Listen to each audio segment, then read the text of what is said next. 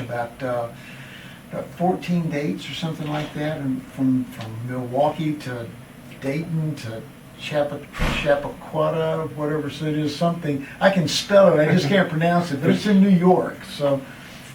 Yeah, that's something. Chappaqua. Eh? Chappaqua, there you go, I like it. As opposed to Chappaquiddick. There you go. Well, I don't want to go to Chappaqua. No, we don't know. what happened there. Yeah, we know exactly, right? That was where the bologna sandwich was invented. Yeah, right? something like that. So. What do you like most about some of these great guys that are here tonight? Some of these people, you've known them, I'm sure, for quite some time and have been following their music all along. Actually, I've played with these guys in different formats at different times. Firefall, I hadn't seen those guys in years. I think the last time I saw them was about 1978 in Austin, Texas. And then Gary I played with a lot, New Orleans I played with a lot. So this is like a reunion for you guys tonight, huh? Yeah, it's a real reunion. Everybody knows one another. We've all worked together. What do you miss most about England Dan? I think his saxophone. And Dan's sense of humor. Dan had a great sense of humor, you know, so we laughed a lot on the road, but that saxophone. And now we've got Dave Muse from Firefall playing saxophone on a couple of the songs, and it sounds so good. My friend Brad is here. He came all the way from New York to see you today, and I know Brad has been a fan of yours like I've been a fan of yours for so many years. I know Brad has a great question I'm sure that you wanted to ask John Ford Coley. What would that be, Brad? Well, I mean, how has it been, you know, since England Dan's passing? You know, how has it been in terms of not having a second voice on stage? Has that been a challenge for you? Actually, no, because Dan and I didn't play together since 1980. So he's gone out. He did the things. I mean, Dan went into country afterwards, country music, and I went into film and music. And then I go out and I play by myself all the time. Most of the time, I'll play by myself, just a piano and a guitar. And, you know, the audience will sing along. And if I go to the Philippines or something like that, you'll have extra voices, just depending on who you're playing with. Now, you played all around the world. Speaking of the Philippines, did you play in Manila? Many times. Many times. As a matter of fact, I go back again in November. You writing a book? You know, the book is all done. It's called Backstage Pass. It's just about the ridiculous things that were going on the road, not drugs, sex, and rock and roll, just the ridiculously funny things that went on. And I mean, they went on constantly. So yeah, I did that. Now, Jim, producer right here, who put this whole thing together, would love to have this gentleman right over here. Yeah, this right over here. Maybe you can put him on the video too. He'd love to have you back. Look at that, a Yankee and a Red Sox fan shaking hands together. Is that something? Yeah, you don't see that every day. Well, actually, they were all getting along very well since what happened with the Boston Marathon. Yeah, it was hard. So, Jim, I'm sure would love to have you on as a guest with the show. In the near future, when your book will be published in the near future? Well, you know, actually, I've kept it just to myself. It sells on my website, johnfordcoley.com, or I sell it generally when I go out and I play. Other than that, I didn't want to have to deal with all the hassles of all that. What did you find most exciting about writing that book? Remembering all the stories and reliving them. You know, the thing is that I thought maybe I might have 50 pages when it was suggested that I do it, because I would tell stories from the stage. And all of a sudden, 350 pages later, I'm taking things out of there. So, I mean, just remembering those things and laughing like crazy. So, going back in the history of rock and roll and music, as you go back into the 60s and 70s now, we're in 2013, you've got the 1980s, 1990s.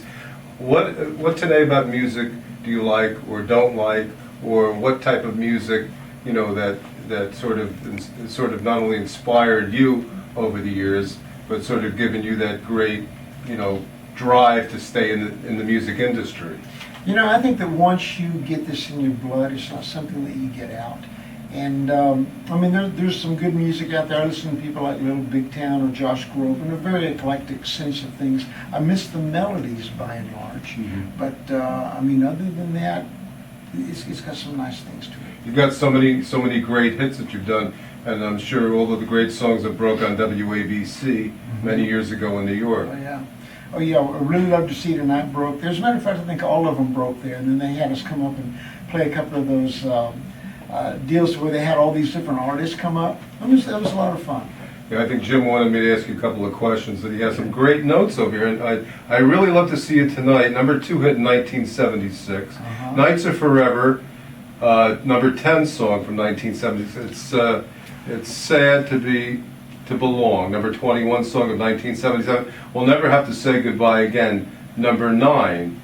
And of course, Love is the Answer, number 10, 1979, and with Todd Rundgren, Just Tell Me You Love Me.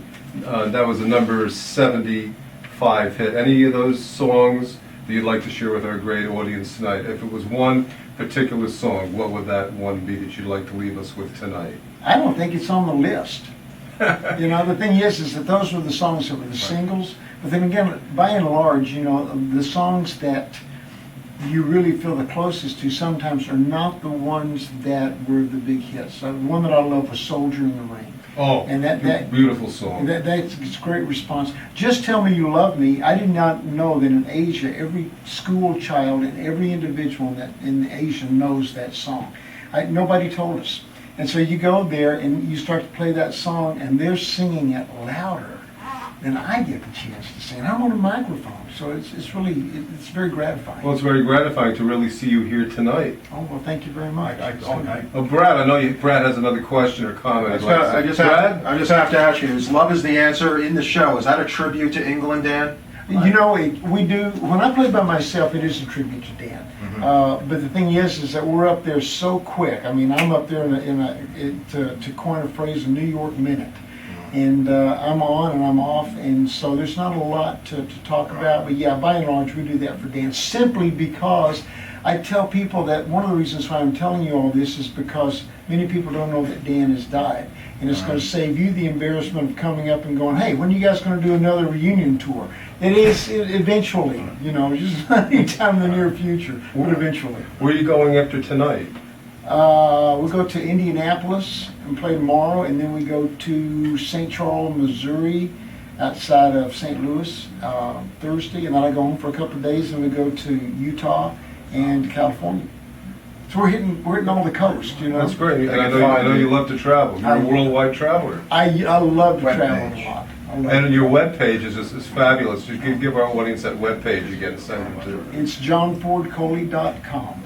Well, I want to thank you tonight. Anything else you'd like to leave us with tonight? No, that we're in good shape. Yeah. I can't wait to hear you play tonight. Next time that I come, I want to see Washington's headquarters, okay? Somebody's got to take me to Washington's headquarters. We'll take you there. And by the way, we'll buy you a pastrami sandwich. Yeah, I want a piece of pie. Okay, well, plenty of pizza down the street over here, right here in Morristown, New Jersey. I'm glad you could be part of this interview tonight. I do thank you very much, and I can't wait to hear you tonight.